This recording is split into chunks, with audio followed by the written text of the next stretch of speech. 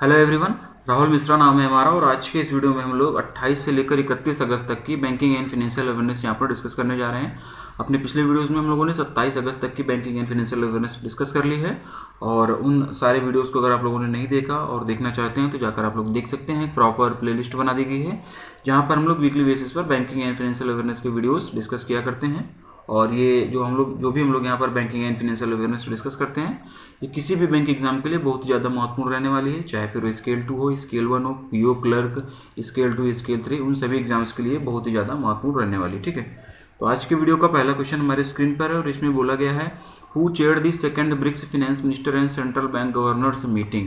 ठीक है, दूसरी ब्रिक्स वित्त मंत्रियों और सेंट्रल बैंक गवर्नर्स की बैठक की अध्यक्षता किसने की थी। ठीक है, और इसका जो आंसर हो जाएगा, इसका आंसर हो जाएगा बोथ ए एंड बी, यानी कि निर्मला सीतारमन जी और शक्तिकांत दास जी। ठीक ना, ऑप्शन नंबर इसका आंसर होगा बोथ ए एंड बी। ठीक, निर्मला सीतारमन और शक्तिकांत दास जी ने, इन दोनों ने इसकी अध्यक्षता की हुई थी। ठीक है, बहुत ज़्यादा डिटेल में जाने की ज़रूरत नहीं है, बस जितना जानना है, जितना हमको समझना था इतना हम लोगों ने पढ़ लिया है।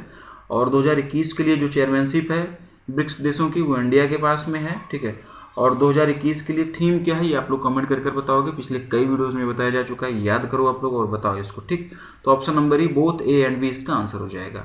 नेक्स्ट देखेंगे, which small finance bank has recently become the sponsor bank of HCBL cooperative bank and Mysore merchants cooperative bank under the bank sponsorship program of RBI।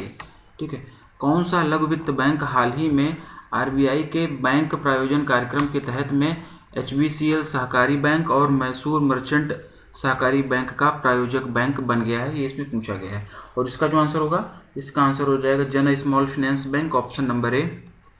Option number A जन स्मॉल फाइनेंस बैंक। ठीक है, इसमें ये पूछा गया था कि कौन सा बैंक है जो RBI के एक स्पॉन्सर बैंक प्रोग्राम है उसके तहत में मैसूर मर्चेंट कोऑपरेटिव बैंक और HCBL कोऑपरेटिव बैंक, इनका जो है स्पॉन्सर्स बैंक बन गया है, ये इसमें पूछा गया था। और जन small finance bank, option number A इसका आंसर हो जाएगा। ठीक है, जन स्मॉल फाइनेंस बैंक ने RBI के बैंक स्पॉन्सरशिप प्रोग्राम के तहत में इन दोनों कोऑपरेटिव बैंक का मतलब बैंक की स्पॉन्सर्स बैंक बनने के लिए जो है एक MOU साइन किया हुआ है इन दोनों बैंक के साथ में। ठीक, फिर से सुनो आप लोग, जन स्मॉल फाइनेंस बैंक ने इन दोनों कोऑपरेटिव बैंक के साथ में एक MOU साइन किया हुआ है जिससे कि वो RBI का जो बैंक स्पॉन्सरशिप प्रोग्राम है उसके तहत इन दोनों कोऑपरेटिव बैंक के स्पॉन्सर्स बैंक बन सके। ठीक है, और अब जन स्मॉल फाइनेंस बैंक इन दोनों के स्पॉन्सर्स बैंक के रूप में काम करेगी, साथ ही साथ इन दोनों कोऑपरेटिव बैंक्स के जो डिजिटल इंफ्रास्ट्रक्चर है, पेमेंट सर्विस है, उन सबको भी इम्प्रूव करने में मदद करेगी जन स्मॉल फाइनेंस बैंक। ठीक, और अभी कुछ टाइम पहले RBI ने बैंक स्पॉन्सरशिप प्रोग्राम के तहत में core banking solution enabled cooperative banks को स्पॉन्सर बैंक के साथ में मिलकर ATM कम डेबिट कार्ड इशू करने का परमिशन भी दे दिया है। तो ये सारी चीज़ें, ये सारे ATM कम डेबिट कार्ड अब इन कोऑपरेटिव बैंक के द्वारा भी जन स्मॉल फाइनेंस बैंक के साथ में मिलकर इशू किया जाएगा। ठीक है, जन स्मॉल फाइनेंस बैंक के साथ में मिलकर ये दोनों cooperative bank RuPay debit card भी इशू करेंगे। कौन सा debit card? RuPay debit card. ठीक, जन स्मॉल फाइनेंस बैंक के साथ में मिलकर ये लॉन्च करेंगे और इशू करेंगे। जन स्मॉल फाइनेंस बैंक की बात हो रही है तो इसका हेडक्वार्टर अगर हम लोग जानेंगे, बेंगलुरु कर्नाटका में इसका हेडक्वार्टर हो जाएगा। ठीक है, MD और CEO की अगर हम लोग बात करेंगे तो अजय कंवल मैं लिख दे रहा हूँ, अजय कंवल ये इसके MD और CEO हो जाएंगे। और अगर इसके इस्टेब्लिशमेंट ईयर की अगर हम लोग बात करेंगे तो 2008 में इसका इस्टेब्लिशमेंट ईयर हो जाएगा। जन स्मॉल फाइनेंस बैंक के बारे में मैंने सारी चीज़ें बता दी। बाकी Ujjivan small finance bank, capital small finance bank, Equitas और AU, इन सभी बैंकों के बारे में ये सारी चीज़ें आप लोगों को पता होनी चाहिए। नेक्स्ट देखेंगे, which sector has recently been included by the RBI as the beneficiary of the Payments Infrastructure Development Fund PIDF scheme। भुगतान और संरचना विकास कोष योजना के लाभार्थियों के रूप में RBI द्वारा हाल ही में किस क्षेत्र को शामिल किया गया। ठीक है, इसमें ये पूछा गया है कि payment infrastructure development fund scheme की बेनिफिशरीज के रूप में RBI के द्वारा कौन से सेक्टर को भी जो है उसको इंक्लूड किया गया है इस स्कीम में। और इसका जो आंसर हो जाएगा, स्ट्रीट वेंडर्स को भी इसमें इंक्लूड किया गया, ऑप्शन नंबर C। ठीक, बस इतना जानो, 1 लाइनर क्वेश्चन है, सीधे इतना क्वेश्चन पढ़ो, उसका आंसर जानो, आगे इसमें और बहुत ज़्यादा डीप में जाने की जरूरत नहीं है। आगे बढ़ते हैं, which company has recently signed an agreement with the government of Maldives for constructing the $530 million greater Male connectivity project. Greater Male connectivity project कितने का है? 530 मिलियन यूएसडी का। ये प्रोजेक्ट की लागत कास्ट कितनी है? 530 मिलियन यूएसडी। इस क्वेश्चन में ही बता दिया गया है, ठीक है। और इसमें पूछा गया कि किस कंपनी ने हाल ही में मालदीव सरकार के साथ में 530 मिलियन अमेरिकी डॉलर के ग्रेटर माले कनेक्टिविटी प्रोजेक्ट के लिए एक समझौते पर हस्ताक्षर किया हुआ है। तो इसका जो आंसर हो जाएगा Afcons infrastructure, option number D. Option number D इसका आंसर हो जाएगा एफकॉन इंफ्रास्ट्रक्चर्स, ठीक है। ये ग्रेटर माले कनेक्टिविटी प्रोजेक्ट जो है वो एग्जिम बैंक के द्वारा फंडेड है, ठीक है ना। एग्जिम बैंक के द्वारा ये फंडेड है। और ये जो एफकॉन्स इंफ्रास्ट्रक्चर है ये जो है सपूर जी पल्लोन जी इंफ्रास्ट्रक्चर जो कंपनी है उसी की एक इकाई है, ठीक है ना, उसी का एक यूनिट है, ठीक। तो ऑप्शन नंबर डी इसका आंसर हो जाएगा। आगे बढ़ेंगे। Which organisation has recently launched Ananda Atmanirbhar agents new business digital application mobile app for the onboarding process for an insurance policy via paperless format, ठीक है। हाल ही में किस संगठन ने पेपरलेस प्रारूप के माध्यम से बीमा पॉलिसी की ऑनबोर्डिंग के लिए आनंदा नामक एक मोबाइल ऐप लॉन्च किया हुआ है? ये इसमें पूछा हुआ है, ठीक है। आनंदा मोबाइल ऐप कौन सी इंश्योरेंस कंपनी द्वारा लॉन्च किया गया ये इसमें पूछा गया है। और आनंदा का फुल फॉर्म भी यहाँ पर दिया गया, तो ये आप लोग याद कर लेना। आनंदा का फुल फॉर्म भी आप लोगों को पता होना चाहिए। आत्मनिर्भर agents new business digital application, ये इसका फुल फॉर्म हो जाएगा। और इस क्वेश्चन का जो आंसर हो जाएगा, इस क्वेश्चन का आंसर हो जाएगा LIC life insurance corporation of India, option number B. Option number B life insurance corporation of India, ये इसका आंसर हो जाएगा। आनंदा का फुल फॉर्म आप लोग याद रखना।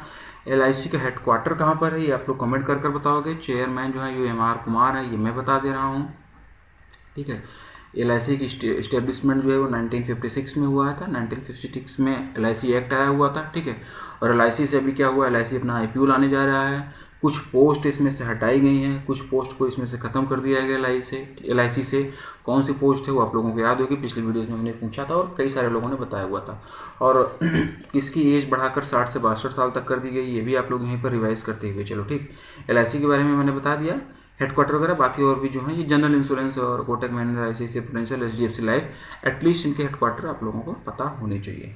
आगे बढ़ते हैं। Which of the following devices has recently been included by the RBI in its tokenisation policy for card transactions.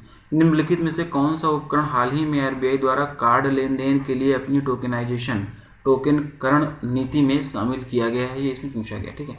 इसमें पूछा गया है कि टोकनाइजेशन में कौन कौन सी डिवाइसेस को RBI के द्वारा भी इंक्लूड किया गया है, बस इतना ही पूछा गया है। और इसका जो आंसर हो जाएगा all A B and C, ठीक है ना। All A B and C यानी कि लैपटॉप्स, वेरिएबल डिवाइस और इंटरनेट ऑफ थिंग्स, जिसको कि शॉर्ट में हम लोग IoT बोलते हैं। तो ऑप्शन नंबर इसका आंसर हो जाएगा।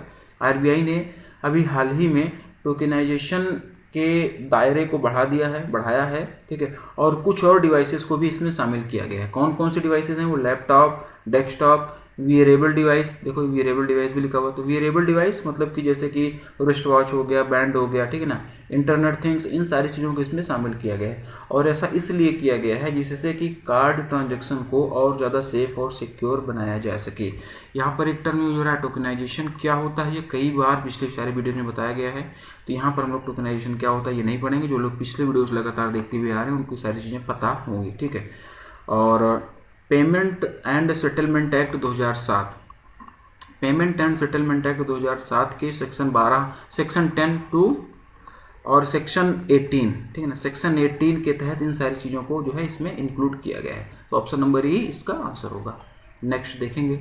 विच asset management company AMC has recently been banned by SEBI for 6 months from launching new fixed maturity plans. किस एसेट मैनेजमेंट कंपनी को हाल ही में SEBI ने नए फिक्स्ड मैच्योरिटी प्लान लॉन्च करने के लिए 6 महीने का प्रतिबंध लगा दिया गया है? ये इसमें पूछा है। SEBI के द्वारा किस एसेट मैनेजमेंट कंपनी पर नई फिक्स्ड मैच्योरिटी प्लान लॉन्च करने के लिए 6 महीने का प्रतिबंध लगाया गया है? ये इसमें पूछा गया। और इसका जो आंसर हो जाएगा Kotak Mahindra AMC, option number D. Option number D Kotak Mahindra AMC इसका आंसर हो जाएगा। बस क्वेश्चन आंसर याद रखो, बहुत ज़्यादा इसमें डीप में जाने की जरूरत नहीं, वन लाइनर फॉर्म में इसको याद करते हुए चलो आगे बढ़ते हैं। Which company has recently partnered with GIFT City to attract companies towards setting up global in house centres at GIFT City. GIFT City में ग्लोबल इन हाउस सेंटर स्थापित करने की दिशा में कंपनियों को आकर्षित करने के लिए किस कंपनी ने हाल ही में गिफ्ट सिटी के साथ में भागीदारी की है? तो इसका जो आंसर हो जाएगा ANSR global corporation, option number ई। ऑप्शन नंबर ई इसका आंसर हो जाएगा, ठीक। और इसका ग्लोबल हेडक्वार्टर कहाँ पर हो जाएगा, डेलास यूएसए में इसका ग्लोबल हेडक्वार्टर हो जाएगा, और इंडिया में इसका हेडक्वार्टर बेंगलुरु कर्नाटका में होगा। सीधे क्वेश्चन पढ़ो, आंसर याद करो, बहुत डीप में जाने की जरूरत नहीं, वन लाइनर चीज़ें हैं, इसको फटाफट पढ़ते हुए आगे बढ़ो।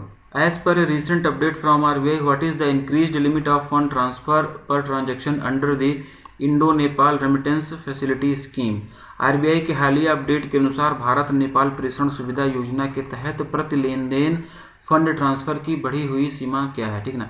आरबीआई ने भी हाल ही में अपना एक सर्कुलर जारी किया हुआ है, और जिस सर्कुलर में जो है इंडिया से पाकिस्तान में पैसे भेजने की जो लिमिट है उसको बढ़ा दिया गया, पर ट्रांजेक्शन लिमिट को बढ़ा दिया गया। तो वो बढ़ी हुई पर ट्रांजेक्शन लिमिट क्या है, यही इसमें पूछा गया, ठीक है ना। बढ़िया क्वेश्चन है ये, आरबीआई का सर्कुलर है, तो महत्वपूर्ण भी है, एग्जाम पॉइंट ऑफ व्यू से भी इंपॉर्टेंट है। तो ध्यान से आप लोग सुने उसको, थोड़ा डीप में जाकर हम लोग पढ़ेंगे, क्वेश्चन को थोड़ा सा एक्सटेंड करेंगे, डीप में जाकर सारी चीज़ों को हम लोग थोड़ा सा समझेंगे, ठीक। तो Indo Nepal remittance facility scheme की यहाँ पर बात हो रही है, ठीक है ना। Indo Nepal remittance facility scheme की यहाँ पर बात हो रही है, ठीक है।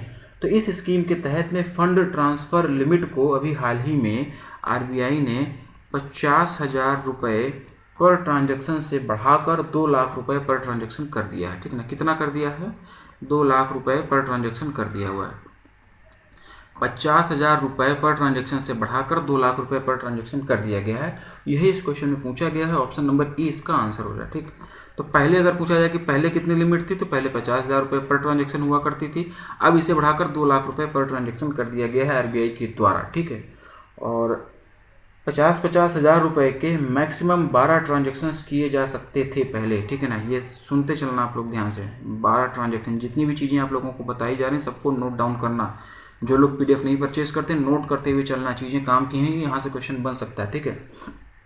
जो ये लिमिट बढ़ाई गई 50,000 रुपये से 2 लाख रुपए तक की, लिमिट बढ़ाने से पहले क्या हुआ करता था कि 50,000 रुपये के मैक्सिमम 12 ट्रांजेक्शन किए जा सकते हैं, ठीक है ना। 12 ट्रांजेक्शन पर ईयर, एक साल भर में, मतलब एक साल में 50,000 रुपये के 12 ट्रांजेक्शन मैक्सिमम किए जा सकते थे, ठीक है। 12 ट्रांजेक्शन पर ईयर की जो सीलिंग लिमिट थी उसे भी अब हटा दिया गया। तो ध्यान से सुनो आप लोग फिर से, पहले क्या होता था कि 50,000 रुपये तक का मैक्सिमम ट्रांजेक्शन किया जा सकता था, और साल भर में 12 ट्रांजेक्शन किए जा सकते थे 50,000 रुपये के। और अब क्या किया गया, इस 50,000 की लिमिट को बढ़ाकर 2 लाख रुपये कर दिया गया, और ये जो साल भर में 12 ट्रांजेक्शन की लिमिट होती थी, 12 ट्रांजेक्शन की जो सीलिंग लिमिट होती थी, इसको भी अब हटा दिया गया है, ठीक ना। और ये सब कुछ डिजिटल ट्रांजेक्शन के लिए है, ध्यान रखना आप लोग, डिजिटल ट्रांजेक्शन की बात हो रही है। फिर से सुनो आप लोग कि अगर कैश बेस्ड ट्रांजेक्शन किया जाएगा, मतलब कि अगर आपको डिजिटल ट्रांजेक्शन करना है तो 50,000 रुपये नहीं, आप 2 लाख रुपए के ट्रांजेक्शन कर सकते हैं, और मैक्सिमम का जो 12 ट्रांजेक्शन की लिमिट थी इसे भी हटा दी गई है। ये किस लिए हटाई गई है, ये डिजिटल ट्रांजेक्शन के लिए हटाई गई है, ठीक है ना। लेकिन अगर आप कैश बेस्ड ट्रांसफ़र करते हैं तो जो 50,000 की लिमिट है और जो 12 ट्रांजेक्शन पर ईयर वाली लिमिट है, ये दोनों लागू हो जाएगी। मतलब कि अगर आप लोग कैश में ट्रांसफ़र करते हैं तो मैक्सिमम 50,000 रुपये भी कर पाएंगे और साल भर में 12 ट्रांजेक्शन कर पाएंगे। लेकिन अगर आप लोग डिजिटली सारी चीज़ें करते हैं तो मैक्सिमम 2 लाख रुपये पर ट्रांजेक्शन, और साल भर में जो 12 ट्रांजेक्शन करने की लिमिट होती है ये खत्म कर देगी, मतलब अनलिमिटेड ट्रांजेक्शन आप लोग कर पाएंगे। तो इन दोनों का डिफरेंस आप लोग समझना, ठीक ना, इन दोनों का डिफरेंस आप लोग समझना, ठीक। कैश बेस्ड ट्रांसफ़र अगर किया जाएगा तो जो 50,000 रुपये पर ट्रांजैक्शन और मैक्सिमम लिमिट जो 12 ट्रांजैक्शन पर ईयर वाली है, इस दोनों लिमिट को जो है लागू कर दिया गया है। लेकिन अगर आप लोग कैश में नहीं करते हैं, डिजिटल करते हैं, तो मैक्सिमम 2 लाख रुपये और 12 ट्रांजैक्शन वाली लिमिट भी खत्म कर दी जाए, ठीक। मतलब कैश में 50,000 और 12 ट्रांजैक्शन की लिमिट लागू होगी, डिजिटल में ये नहीं लागू होगी, ठीक है। तो दोनों का डिफरेंस आप लोग समझना ध्यान से, डिजिटल और कैश का डिफरेंस आप लोग समझना, ठीक। क्वेश्चन को घुमाकर यहाँ से पूछा जा सकता है, इसलिए सारी चीज़ को आप समझ लेना। कैश में अगर ट्रांजैक्शन किया जाएगा तो मैक्सिमम 50,000 रुपये पर ट्रांजैक्शन और साल भर में 12 ट्रांजैक्शन। लेकिन अगर डिजिटली किया जाएगा तो मैक्सिमम 2 लाख रुपये का पर ट्रांजैक्शन और 12 ट्रांजैक्शन पर ईयर का जो लिमिट है ये भी खत्म कर दी गई, ठीक। ये चीज़ आप लोग ध्यान रखना इसको। और ये जो नया रूल आया हुआ है, जो सर्कुलर के बाद ये जो नई चीज़ें बताई गई, जो नया रूल आरबीआई के द्वारा लाया गया, क्वेश्चन ये भी बन सकता है कि ये कब से प्रभावी होगा या कब से लागू होगा। तो ये 1 अक्टूबर 2021, ठीक है ना, 1 अक्टूबर 2021, ठीक। अक्टूबर की स्पेलिंग गलत लिख दी है मैंने। 1 अक्टूबर 2021 से ये चीज़ें प्रभावी हो जाएंगी, ठीक है ना। 1 अक्टूबर 2021 से 1 अक्टूबर 2021 से ये स्कीम, ये जो योजना जो है, नया सर्कुलर ये प्रभावी हो जाएगा। तो ये डेट आप लोग याद रखना, ठीक है। और आरबीआई की ये जो डायरेक्शन है, ये direction payment and settlement act 2007 के सेक्शन 10(2) और सेक्शन 18 के आधार पर किया गया, ठीक। 12 ट्रांजैक्शन पर ईयर वाली लिमिट भी आप लोग याद रखना कि किस में लागू होगा, किस में नहीं लागू होगा, ठीक है। यहाँ पर बात हुई थी Indo Nepal remittance facility scheme, थोड़ा सा इसके बारे में भी जान लेते हैं, क्योंकि जब तक ये चीज़ें नहीं जानेंगे कहीं ना कहीं थोड़ा सा अधूरापन रहेगा। तो उस अधूरापन को दूर करते हैं और ये चीज़ जानते हैं कि क्या होता है, क्या है ये Indo Nepal remittance facility scheme. तो सबसे पहले तो ये जान लो कि इसे 2008 में आरबीआई के द्वारा लॉन्च किया गया था, ठीक है ना। आरबीआई के द्वारा 2008 में Indo Nepal remittance facility scheme को लॉन्च किया गया था और ये इंडिया से नेपाल में पैसे भेजने के लिए लॉन्च किया गया था। और जिस समय ये लॉन्च किया गया था उस समय इसकी लिमिट कितनी थी, 50,000 रुपये, जो भी बताया आपको 50,000 रुपये पर ट्रांजैक्शन, और साल भर में 12 ट्रांजैक्शन की लिमिट आप लोगों को दी गई थी जिस समय लॉन्च किया गया था, ठीक ना। और ये ट्रांजैक्शन जो है इंडिया में एसबीआई के द्वारा और नेपाल में नेपाल एसबीआई बैंक लिमिटेड, जिसको कि हम लोग क्या बोलते हैं, नेपाल एसबीआई बैंक लिमिटेड, एनएसबीएल भी बोलते हैं। ये जो भी ट्रांजैक्शन होगा इंडिया में स्टेट बैंक ऑफ इंडिया के द्वारा मैनेज किया जाएगा और नेपाल में नेपाल एसबीआई बैंक लिमिटेड यानी कि एनएसबीएल के द्वारा मैनेज किया जाएगा। और ये एसबीआई की सब्सिडरी है, जो एनएसबीएल है ये एसबीआई की सब्सिडरी है नेपाल में, ठीक। तो ऑप्शन नंबर ई इसका आंसर हो जाएगा, ठीक है ना। कैश ट्रांसफर की जो लिमिट है, इंक्रीज लिमिट कितनी हो जाएगी, 2 लाख रुपए पर ट्रांजेक्शन, ठीक है। तो ये आरबीआई का एक सर्कुलर था, यहाँ से क्वेश्चन बन सकते थे। अलग से आरबीआई कहता है वाली सीरीज अभी नहीं बनाया हम लोगों ने, यहीं पर इसको इंक्लूड कर लिया है। तो ये सर्कुलर आप लोग पढ़ना, यहाँ से क्वेश्चन बन सकता है और हमारे काम की सारी चीज़ें, ठीक। अगला और लास्ट क्वेश्चन देखेंगे हम लोग इस वीडियो का। What is the increased incentive amount given by RBI to the banks for the distribution of coins to the general public. आम जनता को सिक्कों के वितरण के लिए आरबीआई द्वारा बैंकों को दी जाने वाली बढ़ी हुई प्रोत्साहन राशि क्या है, ये इसमें पूछा गया है। बढ़िया क्वेश्चन, ये भी आरबीआई का सर्कुलर है, तो इसको भी आप लोग ध्यान से समझना, क्वेश्चन यहाँ से भी बन सकता है। तो पहले इसका हम लोग आंसर जान लेते हैं। तो इसका जो आंसर हो जाएगा 65 रुपीज़ पर बैग, ऑप्शन नंबर ई। 65 रुपीज़ ऑप्शन नंबर ई, 65 रुपीज़ पर बैग ऑप्शन नंबर ई इसका आंसर हो जाएगा, ठीक है। थोड़ा सा एक्सटेंड करेंगे, थोड़ा डीप में जानेंगे हम लोग इसको। बढ़िया क्वेश्चन है, आरबीआई सर्कुलर है, तो थोड़ा सा क्वेश्चन यहाँ से बनने के चांसेस रहते हैं, तो हम लोग इसको ध्यान से थोड़ा सुनते हैं, ठीक है। तो आरबीआई ने क्या किया है कि अभी आरबीआई ने हाल ही में एक सर्कुलर जारी किया हुआ है जिसमें बैंकों को आम जनता को सिक्के बांटने पर दिए जाने वाले जो इंसेंटिव है उसे 25 रुपये से बढ़ाकर 65 रुपये पर बैग कर दिया गया है। तो क्वेश्चन ये भी पूछा जा सकता है कि पहले कितना था, तो पहले 25 रुपये पर बैग था, ठीक है ना। जनता को, पब्लिक को सिक्के बांटने के लिए पहले आरबीआई बैंकों को 25 रुपये पर बैग देती थी, जिसे अब एक नया सर्कुलर जारी कर बढ़ाकर 65 रुपये पर बैग दे दिया गया, ठीक। और इसी सर्कुलर में, इसी नोटिफिकेशन में आरबीआई ने यह भी कहा है कि बैंकें अगर रूरल और सेमी अर्बन एरियाज में कॉइन डिस्ट्रीब्यूट करती हैं तो उनको जो है एडिशनल 10 रुपये पर बैग मिलेंगे, ठीक है ना। एडिशनल 10 रुपये पर बैग मिलेंगे अगर ये सिक्के जो हैं अर्बन, रूरल और सेमी अर्बन एरियाज़ में डिस्ट्रीब्यूट किए जाते हैं बैंकों को, तो उनको एडिशनल अतिरिक्त 10 रुपये और मिलेंगे। मतलब कि अर्बन और रूरल और सेमी अर्बन में ये जो अमाउंट 65 वाला है इसमें 10 रुपये बढ़ाकर मिलेगा, प्लस 10 रुपये और कर दिया जाएगा, तो 75 रुपये ये वैल्यू हो जाएगी, ठीक है ना। 75 रुपये पर बैग ये वैल्यू हो जाएगी, ठीक। तो ये दोनों चीज़ें याद रखना, पहले 25 थी जिसे नए सर्कुलर के बाद अब 65 कर दिया गया है। क्वेश्चन ये भी फ्रेम किया जा सकता है कि रूरल और सेमी अर्बन एरिया में बांटने पर कितने अतिरिक्त रुपए मिलेंगे, तो उस समय ये कंडीशन, उस समय ये आंसर हो जाएगा 10 रुपये पर बैग, ठीक। ये चीज़ें आप लोग ध्यान रखना, उस कंडीशन में ये 65 नहीं 75 हो जाएगा, ठीक है। और ये नया रूल को है लागू कब से होगा ये भी पूछा जा सकता है। तो ये जो आरबीआई का नया रूल आया हुआ है जिसमें सिक्के डिस्ट्रीब्यूट करने पर 65 रुपये पर बैग दिया जाएगा, ये नया रूल कब से लागू होगा, तो ये 1 सितंबर 2021 से लागू हो चुका है। 1 सितंबर 2021 से ये नया नियम लागू हो चुका है। तो ऑप्शन नंबर ई इसका आंसर हो जाएगा, ठीक है ना। करेंसी चेस्ट से ये इंसेंटिव बैंक्स को दिए जाएंगे, ठीक। और ये सब करने के लिए आरबीआई ने भी हाल ही में करेंसी डिस्ट्रीब्यूशन एक्सचेंज स्कीम, जिसको कि हम लोग CDS बोलते हैं, करेंसी डिस्ट्रीब्यूशन एक्सचेंज स्कीम में अमेंडमेंट किया हुआ है, उसको रिवाइज किया हुआ है, ठीक है। तो बस इतना ही हम लोगों को पढ़ना था एग्जाम ओरिएंटेड चीज़ें, जिसमें इसमें मतलब इस क्वेश्चन से रिलेटेड जो एग्जाम से संबंधित चीज़ें हैं वो हम लोगों ने जान लिया है। बाकी तो सर्कुलर में, ये सर्कुलर आप आरबीआई की वेबसाइट पर जाकर उठाकर पढ़ोगे तो वहाँ पर इसमें बहुत कुछ लिखा हुआ है, ठीक है ना। इसमें डोर स्टेप डिलीवरी के माध्यम से बिजनेस कस्टमर्स को बल्क में कॉइन देने की भी बात कही गई है, लेकिन ये सब पढ़ने की हमको ज़रूरत नहीं है। एग्जाम में जो क्वेश्चन बन सकते हैं सिर्फ वही चीज़ें मैंने यहाँ पर उठाई हैं इस सर्कुलर में, और वही चीज़ें आप लोगों को यहाँ पर पढ़ाई गई हैं। बहुत लेंथी सर्कुलर पढ़ने की ज़रूरत नहीं है, तो एग्जाम ओरिएंटेड चीज़ें हम लोगों को पढ़ना होता है, ठीक। तो आज हम लोगों ने आरबीआई के 2 सर्कुलर भी यहाँ पर कंप्लीट कर लिए इसी वीडियो में, ठीक है। और बाकी जो अगस्त का पेंडिंग रह रहा था वो सारी चीज़ें भी यहाँ पर हम लोगों ने कंप्लीट कर लिया। अगस्त महीना जो है मेरी तरफ तरीके से फुल एंड फाइनल हो चुका है। कंप्लीट वीडियो आप लोगों को अगस्त का पेंडिंग जो था वो करा दिया गया है, ठीक है। अपने अगले वीडियो में हम लोग मिलते हैं जहाँ पर हम लोग सितंबर मंथ का स्टार्ट करेंगे और जो भी आरबीआई के बचे हुए सर्कुलर्स वगैरह हैं एग्जाम पॉइंट ऑफ व्यू से जो जरूरी हैं चीज़ें जानना, उसको हम लोग वहाँ पर अपने अगले आने वाले वीडियोज़ में डिस्कस करेंगे। आज के लिए इतना ही, वीडियो को यहीं पर वाइंड अप करते हैं।